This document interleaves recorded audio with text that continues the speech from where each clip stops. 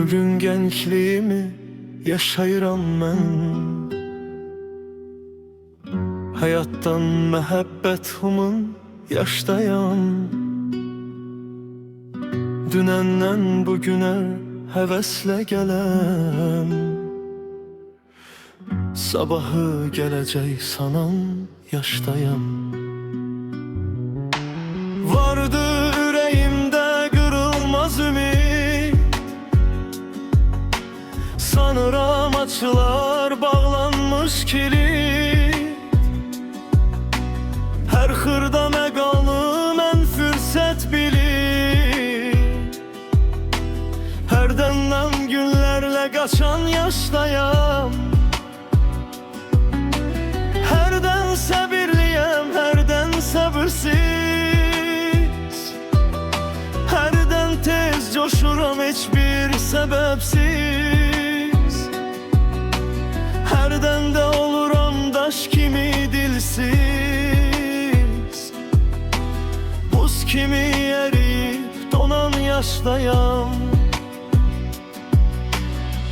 Artıq nə geçişir, nə tələsirəm. Hər kəsin havqını doğru kəsirəm. Zamanla tərs deyil, düz kəsişirəm. Vaxtın daraldığın qanan yaşdayam. İnsan bir ağacdır, payız gəldi mi? Tökür yarpaqların çəngələn kimi. Çıxar mı növbəti bahara kimi? Bunları dərindən duyan yaşdayam. Həssas qəlblər üçün dünya cəhənnəm. Mən də bir duygusal qəlbə sahibəm. Çalışıb ətrafa nur eləyirəm. Zülmətdən uzaqda duran yaşdayam.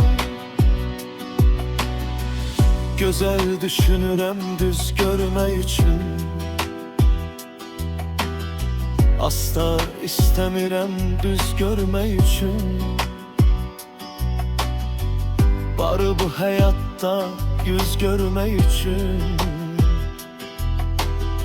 Ömrün qayğısına qalan yaşdayam.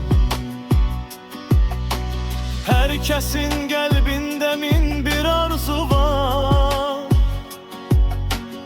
İnsanı sabaha səslər xəyallar.